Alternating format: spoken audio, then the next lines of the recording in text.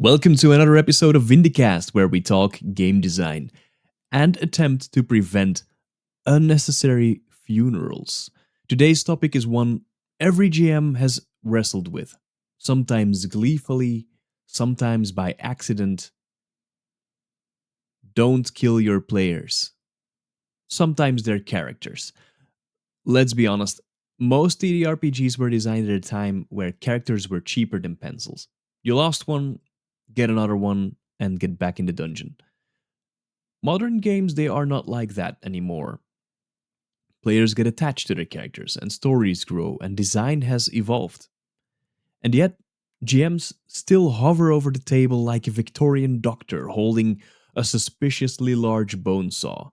So today, we're going to untangle what death should look like in a game, and what it shouldn't do, and how you can keep tension high without sending your party to the great character sheet pile in the sky. Let's get into it before someone fails a saving throw just from listening. So, before we talk about why death shouldn't be the default outcome in modern tabletop design, we need to understand why death became a default in the first place. Because I don't think it was intentional, it was inherited. TTRPGs didn't begin as narrative games or the games we know today. They didn't start with real characters and arcs and emotional investment and all that stuff. It was a war game, pretty much. It was very simulation heavy, it was attrition based, tactical, and units existed to be lost, pretty much. Death wasn't a real dramatic event, it was more bookkeeping. When early dungeon crawls emerged, they did still carry some of that DNA with them. I mean, I think it's pretty apparent that in OD&D there are still many mentions of chainmail. So in any case, expeditions were disposable. Characters were closer to pieces than protagonists. Um, I just want to state that this is not a personal vision or anything or a personal preference. This is just a look in from the outside. The loop then was resource management and not storytelling. And death was a very necessary part of this mathematical equation. It was a pressure valve that kept players cautious. And that still is the case today, of course, but we will go deeper into that during this episode. The expectation was really simple: characters die, sheet up.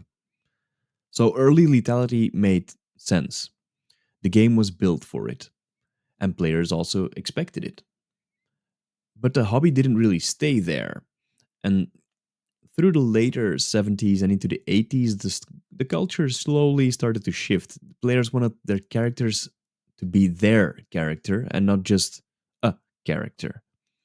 They wanted more continuity, they wanted to identify their characters, they wanted more growth, maybe more stakes. Campaigns also became longer. Narratives deepened. Other TTRPGs started to pop up with more focus on storytelling, and characters became more emotional investments instead of tactical assets. And suddenly, this inherited lethality from wargaming started to clash a little bit with the emerging purpose of play. Death was no longer a neutral mathematical event. In many cases, it became a disruption or a derailment, even a narrative reset. I think I would not be the only one to say if a campaign would die with a TPK, a team party kill, or team party wipe, or whatever. So the design didn't adapt nearly as fast as the players did. And many systems, still today, they hold on to this high lethality even as expectations changed. There are still obviously players who enjoy this kind of play, and power to you guys, it's all fine. I'm not gonna tell you how to play or what to play. As long as you experience fun, that's fine. That's fine to me. So this created the tension that we still feel today. So a hobby that emotionally treats characters as protagonists, while mechanically still treating them as expendable. And because designers inherited a tradition rather than questioning it, death remained the primary tool for consequence. not because it's necessarily the best tool of consequence, but it is the oldest one. And that's why I feel like in this episode we need to revisit the role of death, not to remove it, not to soften the hobby or anything, but to recognize that death is not the only consequence. And in most narratives, it isn't even the most interesting one. Death was functional in early design because the game needed it. Modern design doesn't. So if we treat death as a default, we're not being faithful to tradition. We're being uncritical of it. This episode is about making death intentional again, about understanding its purpose, its psychology, the weight behind it, and why treating it as the ultimate threat is far more effective than treating it as the ultimate outcome. Death should serve the design and not dictate it. So let's talk about that. Now, before we argue against overusing death, we need to be honest about why death exists in game design at all. Because it's not accidental, it serves real and practical purposes. So here are the main ones, and I will try to explain them as simply as possible. The first one is death creates tension. Players need to know that something serious can happen if they make bad decisions. Not as a slap on the wrist, not a minor setback, it's something big. Death is the clearest way to tell players this world is dangerous and you need to think. It makes players pay attention and respect the environment. Secondly, death helps players make meaningful choices. A choice only has weight or is meaningful when there's something at stake. Will we go down this dark tunnel? Do we fight or do we run? Do we burn resources now or do we save them for later? Death raises these stakes. If it forces players to think strategically instead of sleepwalking through the game. Without the possibility of death, most decisions will lose their sharpness. Third, death always keeps the game honest. When players know they can die, well, their characters at least, the world will feel more real. If everything magically works out, the game becomes predictable and safe and dramatically flat. And death acts like a rule that says the game will not protect you. And that rule creates a sense of authenticity, and players take the world more seriously. Death also marks the top of the consequence ladder. Games need a worst case scenario, something that tells the players this is the final line, and death fills that role very efficiently. It's the end point of failure. The issue isn't that death exists, the issue is that many systems rely on it too quickly instead of building steps below it. Death sends a clear message during play. It communicates a tone. If the game is gritty, death reinforces that grit. If a game is heroic, rare deaths will highlight the drama. If the game is horror, then death builds dread and unease. It is used as a signal, not just as an event, and then slowly shapes expectations. Death used to fit short form play and not the longer arcs that we play today. In old school dungeon crawls, players created lots of characters. Campaigns were looser, and deaths weren't emotional events. They were part of this gameplay loop. Now the hobby became more character centric, character driven. Death often clashes with modern expectations, but its original purpose still teaches us something. Players still need high stakes threats. They just don't always need that finality of death. So it works in game design because it adds tension, it adds clarity, and it adds consequence. But if it's the only big consequence a system uses, it quickly becomes blunt and predictable and boring, honestly. So death has a purpose, just not the purpose most systems rely on today.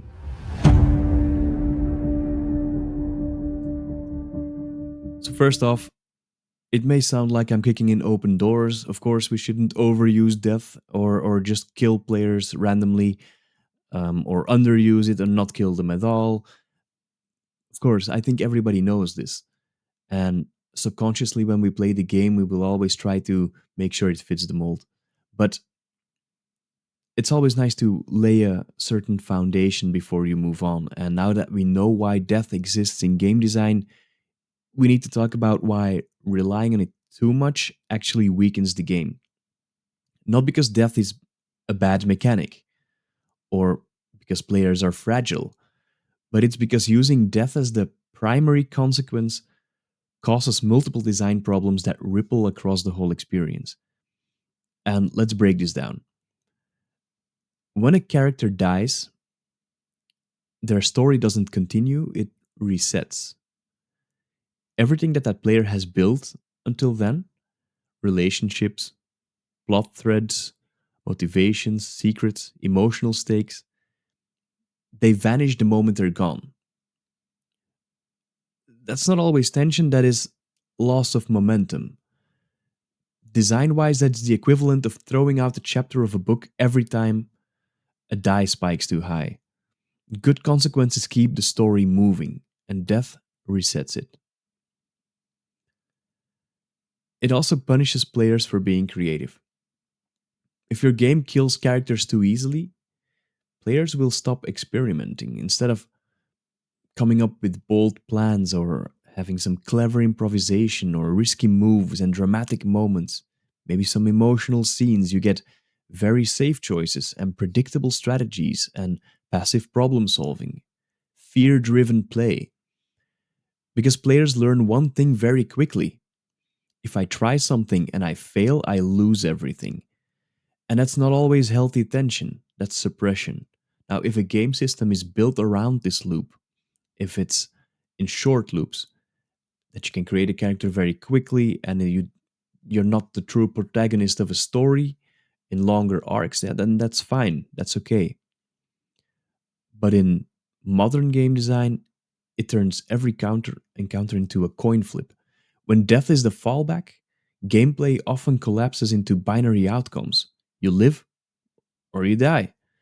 There is no nuance, there is no middle. There's no space for consequences that changes characters instead of erasing them.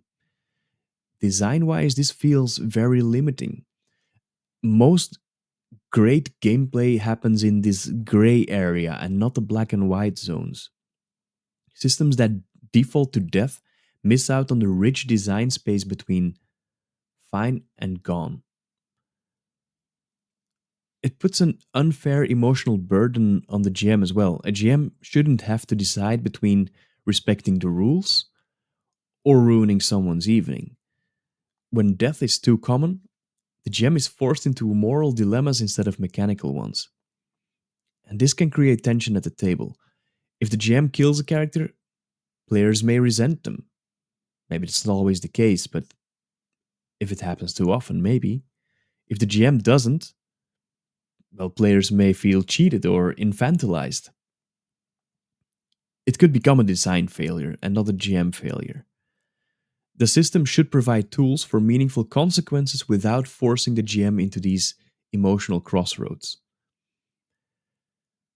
It also disrupts group dynamics. Every time a character dies, the party composition shifts. Emotional arcs are broken, pacing resets, spotlight balance changes, and the group must absorb a newcomer or replacement. And that's fine every once in a while. But if it happens too often, the campaign loses structural ability or stability. Players spend more time adjusting to death than engaging with the story. Good design keeps the group moving forward together and not constantly rebuilding. So it does not fit modern playstyles anymore.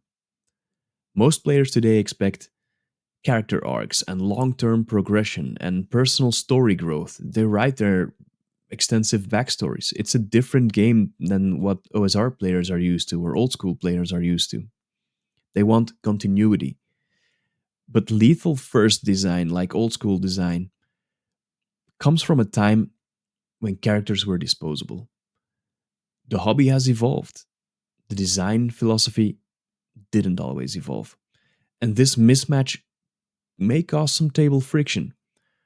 Players want story, systems deliver disruption.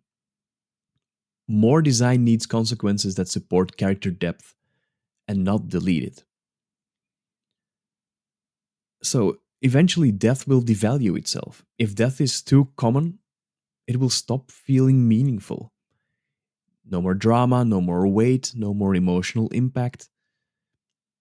Death becomes a shrug instead of a moment. And design wise, that's wasteful. Death should be powerful and memorable and earned, heroically, perhaps, sometimes, and not just a routine. So, what is the takeaway from this? Death should not be the first tool a system reaches for, it should be the last one. Not because we're avoiding danger, but because death's real strength comes from scarcity, not repetition. When death is rare, it matters. When death is constant, it becomes noise. Good design uses death intentionally and not casually.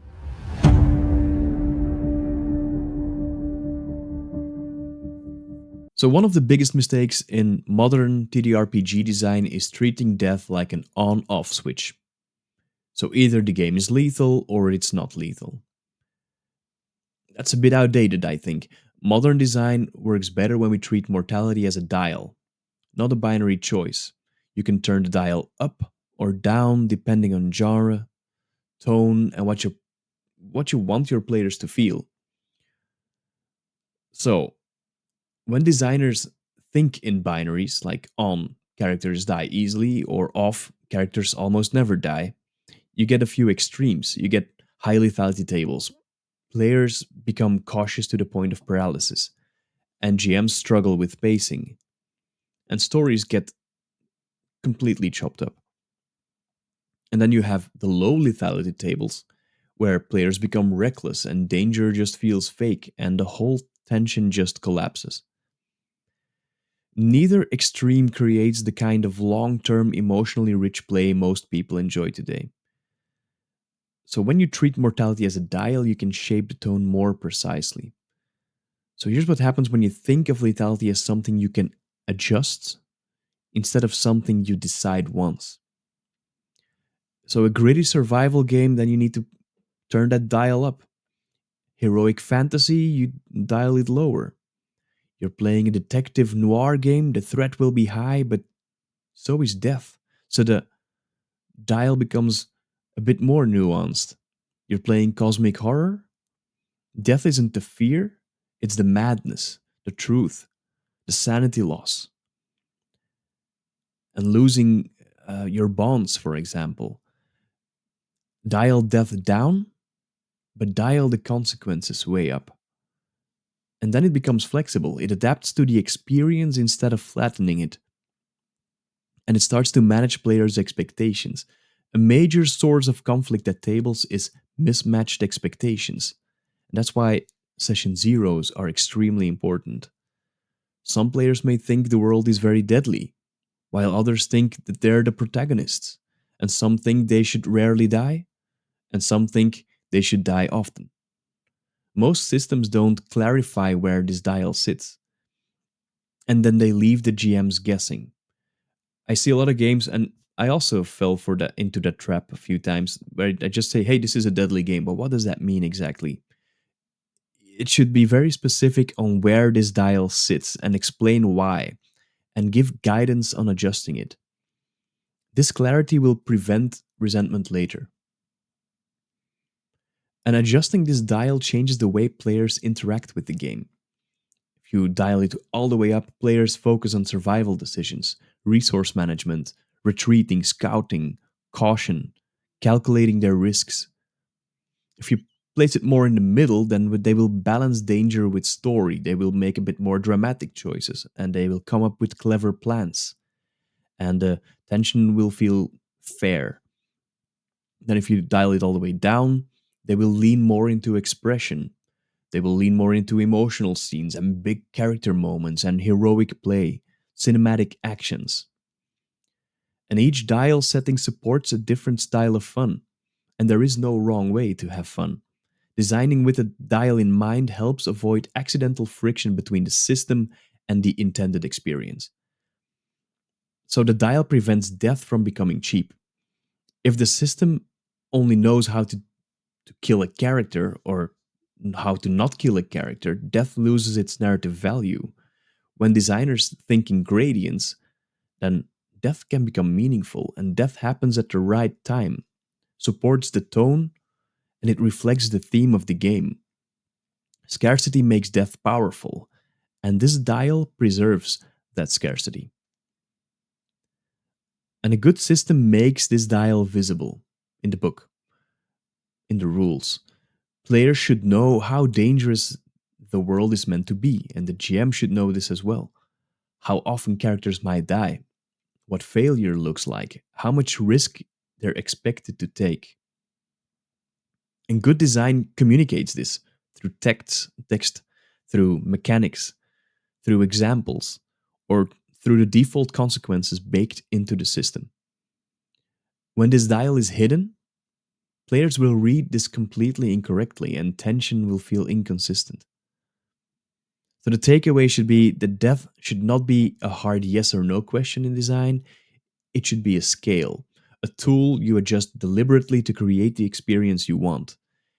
Treating death as a dial gives you a cleaner tone, some better pacing, probably happier players, richer consequences, definitely stronger stories, and more meaningful danger. Binary death leads to rigid, brittle design. Dialed death leads to a flexible, intentional design.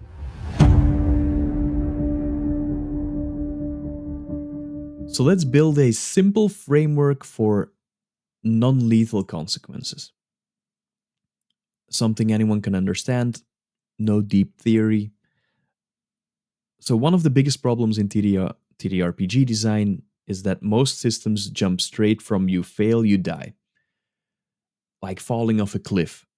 There's nothing in between. There's no middle ground, there's no nuance. And when death is the only serious consequence, the game becomes or overly lethal or narratively shallow. So, with that in mind, a simple model that gives you layers of consequence instead of one big hammer. I call it the stakes pyramid. From lowest consequence to highest consequence. So, first we have risk.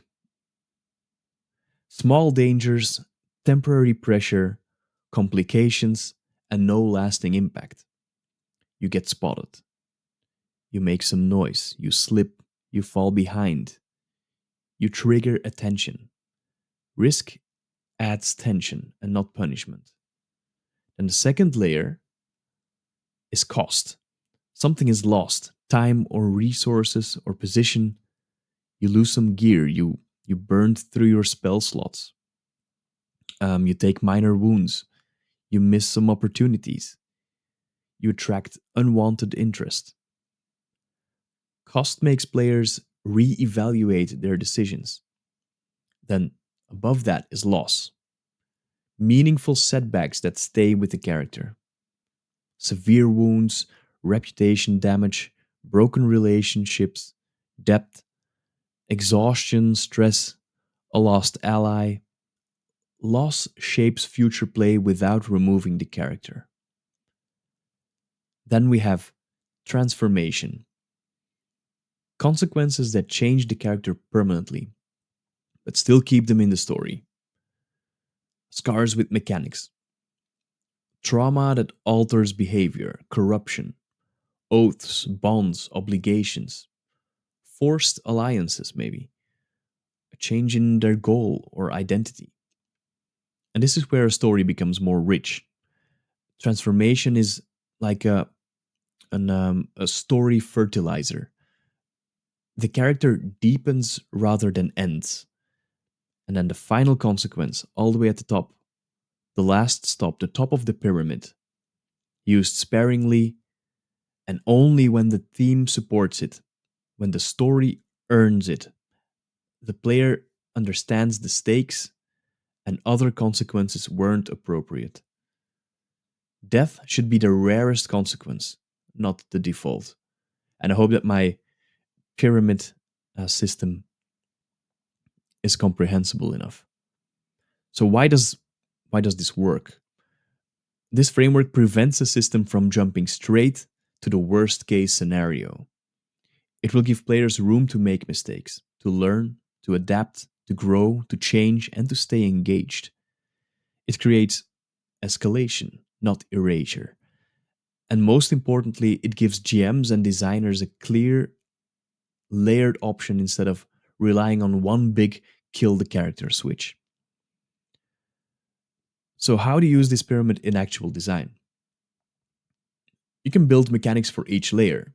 So, don't just use health points, for example, where 0 means death. You can add other mechanics like stress, scars, fallout, depth, complications. Recently, I saw one where you lose points in your attributes. For example, first your constitution goes to 0, but it doesn't mean you're dead yet. But you can also lower someone's dexterity and then they're not able to move anymore. So there are some other layers. Use death only when the other layers fail and don't fit. For example, if someone makes a catastrophic mistake during a heist, transformation is probably more interesting than instant death. Then telegraph the pyramid to players. Let them know that this game escalates and its consequences gradually. That death isn't the first step. That if you make a mistake, it doesn't mean you immediately die, or your character immediately dies. Let consequences slowly snowball. That risk leads to a cost, and cost leads to a loss, and loss leads to transformation, and only at the very top sits death. Most modern TTRPGs, maybe they don't fail at it, but they fail to explain it. Because death is the only serious consequences on offer. The stakes pyramid solves that problem, I feel like. It gives you more structure, it gives you escalation, it gives nuance, it gives depth, emotional depth, and a cleaner design vocabulary. Death becomes meaningful again, and not repetitive or accidental.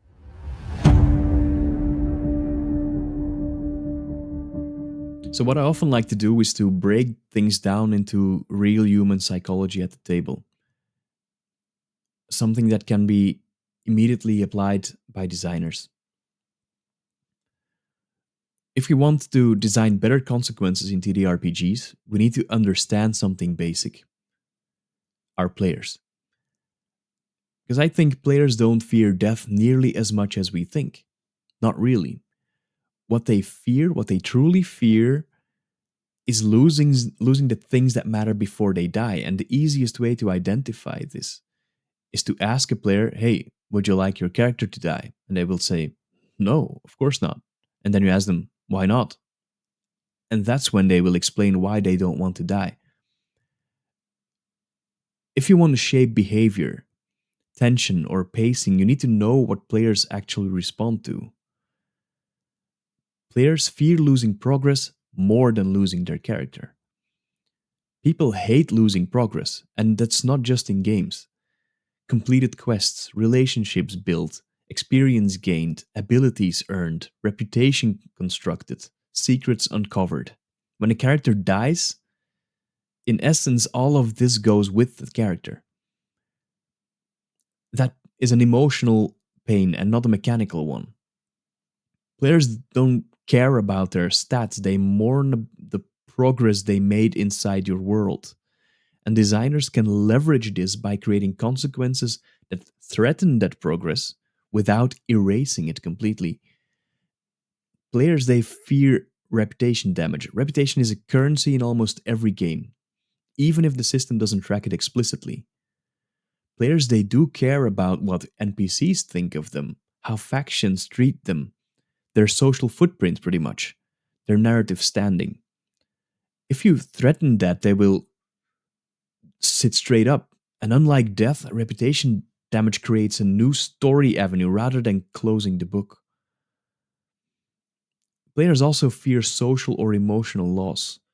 Many players won't admit this, but they fear losing allies and companions and contacts and mentors and safe havens and trust within the party. These losses often sting far more than death because they affect the web of relationships players value. And designers again can use these losses to create strong emotional tension without deleting characters. And players fear conditions that change how they play. Temporary or ongoing conditions like exhaustion and stress and curses and injuries, corruption, madness, scarring. Far more impactful than death in terms of moment to moment tension. Why is that? Because they change the play experience without removing the player from the game. You can take a character's strength, sanity, luck, tools, anything, and players will react to that strongly sometimes. These consequences create persistent tension, and that's something death doesn't do. Death is the opposite of persistence. Players fear uncertainty more than finality. Death is simple, you're gone. That's it. But uncertainty is deeper. If you fail again, this could get much worse. Your position is compromised. Someone is hunting you. This wound may never fully heal. You're being watched. You owe someone something now. Uncertainty creates continuing story pressure. Death ends this pressure. Good design uses tension that lingers. Players fear loss of agency also, and this is also a big one. Players hate being unable to act, being tied up or restrained, being cornered, misled, forced into deals, being manipulated. An agency is the core pleasure, is the core need of TTRPGs. Threaten this agency, and suddenly every decision matters. But this must be handled very, very carefully. Too much agency loss becomes frustration. So, done well, balanced well, it becomes one of the most powerful tools for tension. Also, players, not the characters, but the players themselves fear letting the group down. And this is something that's never mentioned in any rules, but it's real nonetheless. Players don't want to ruin a plan. They don't want to cause disasters. They want to they don't want to misread situations. They don't want to put the party in danger. And this is a social investment. And as a designer, you can tap into this by creating moments where teamwork matters and where the consequences affect the group and not just the individual. So, as a takeaway, players fear losing things that create story. Death ends the story. And consequences, they build it. So, as a designer, you want tension that feels real. Threaten progress, threaten relationships, threaten status, threaten agency, introduce conditions, create uncertainty. As a matter of fact, as a designer, you need to be quite cruel. Don't just end it simply. Be cruel. Death is the loudest consequence. It's not the most effective one.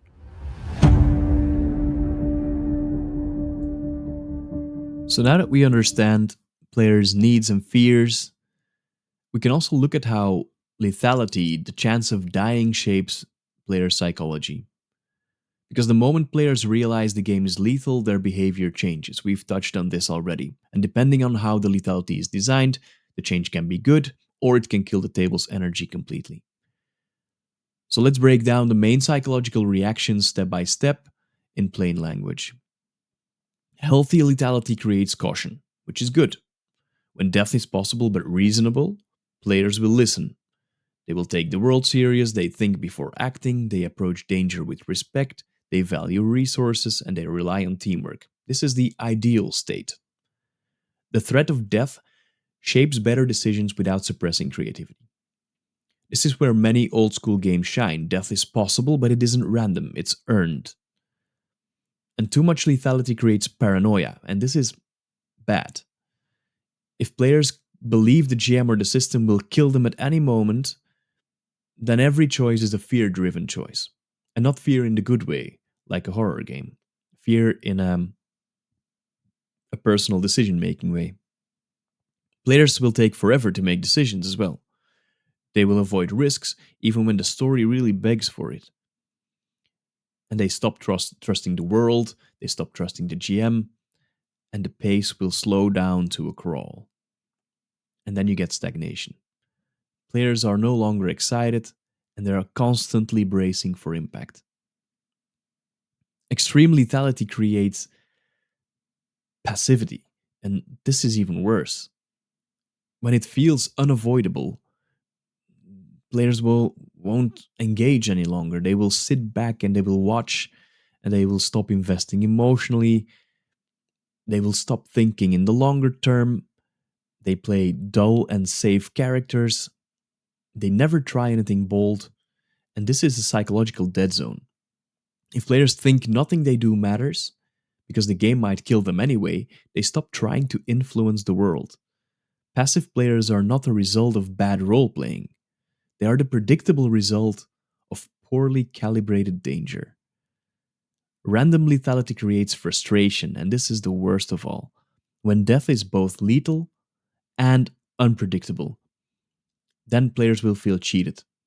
They stop trusting the system, they blame you as a GM, they mentally just check out, they roll their eyes at danger instead of fearing it, and they may not even come back next session. Random death feels unfair because it isn't tied to decisions. Players accept consequences they earned. They resent consequences that hit them out of nowhere. And this is why telegraphing danger matters. Surprise deaths rarely create drama, they create resentment.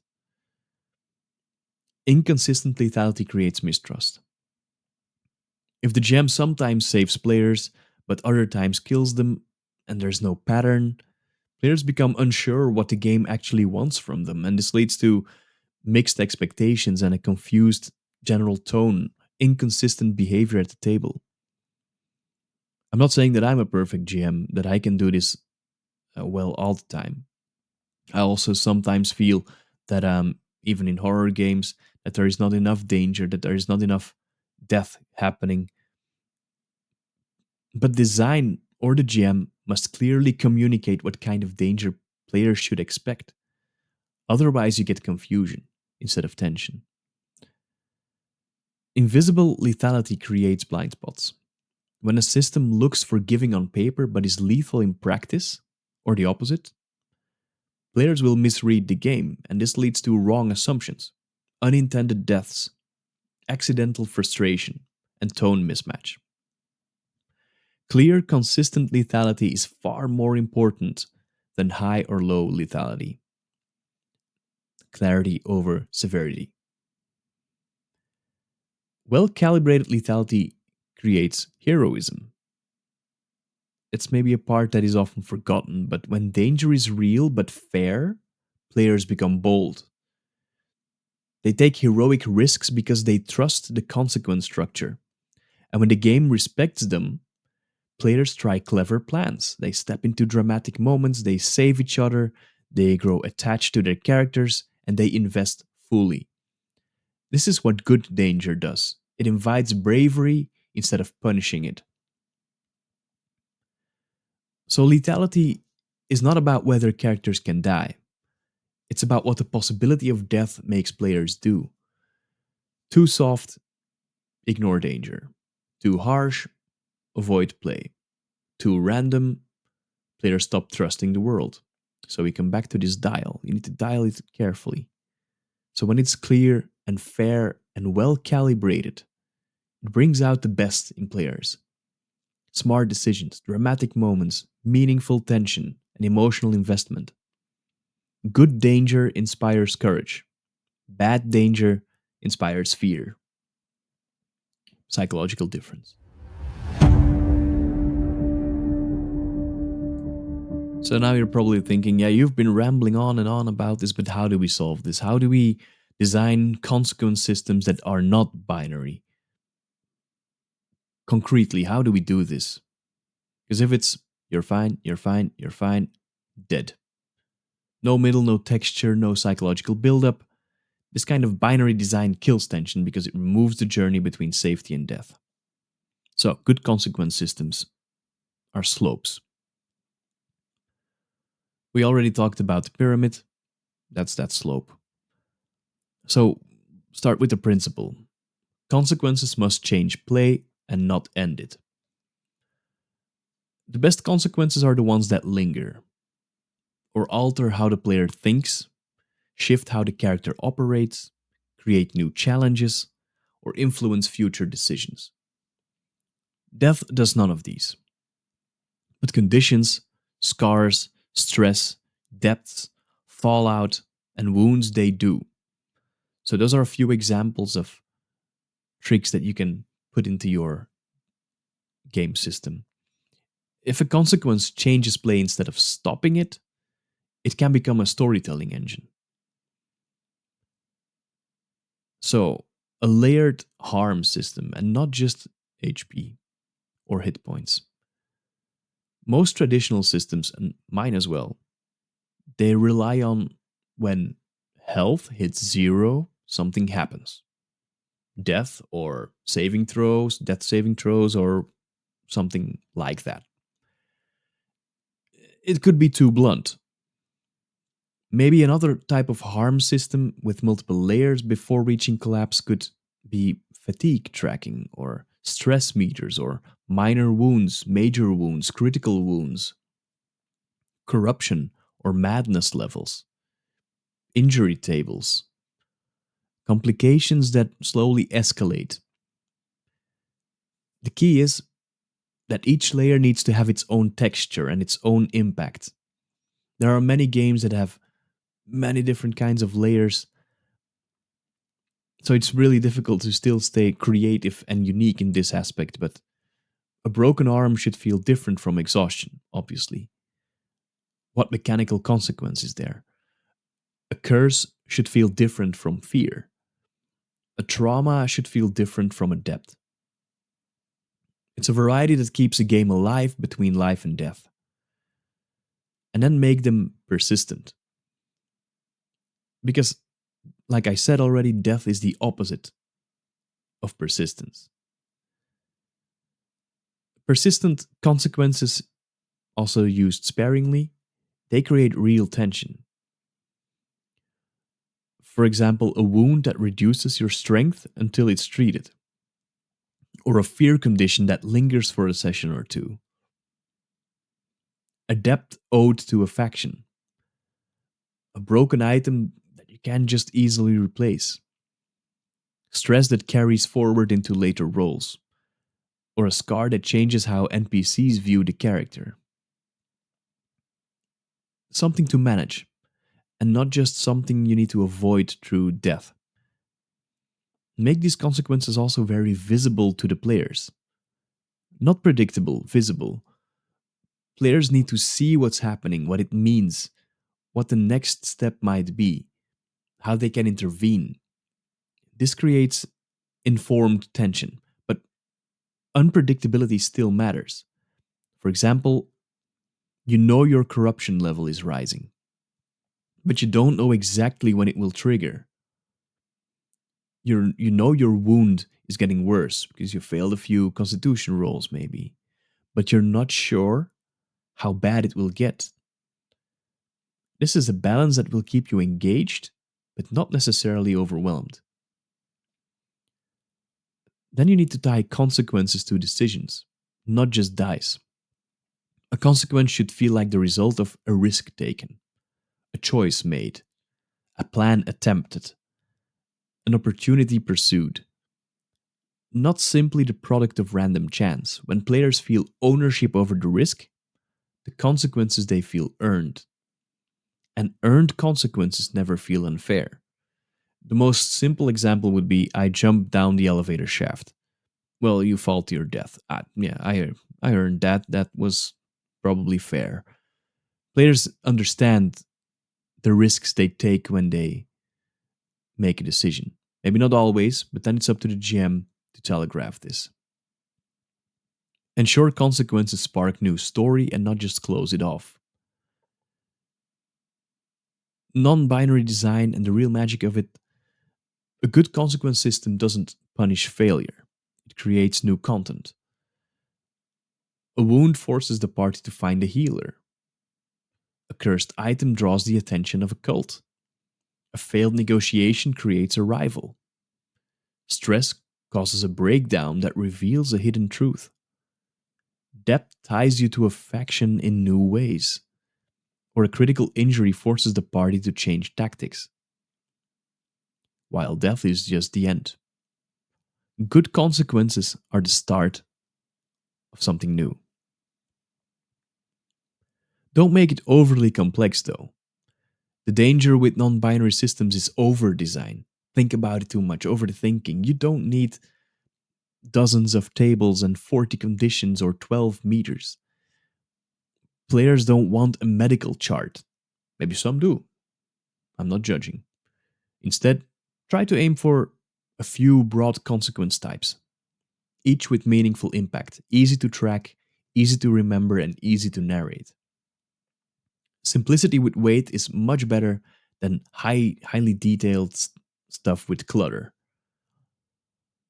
So, to create meaningful tension, you need more than hit points and death. You need steps, layers, shades, and textures of harm.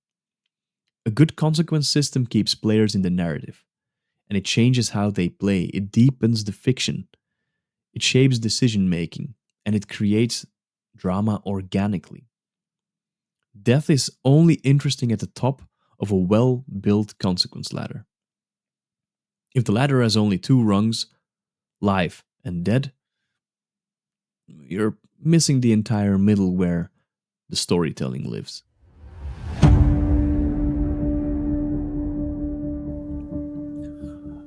All right, I think that's where we'll leave it for today. I hope it was informative, or at the very least, I hope that it gave you something to think about the next time you decide whether to wipe the party or just inconvenience them creatively. If you take only one thing with you, let it be this: never kill your players, but sometimes their characters, that's negotiable. Thanks for sticking around until the end. If your character somehow died just listening to this episode, please contact your local necromancer or customer support, whichever one responds faster. This was Vindicast. Until next time, bye.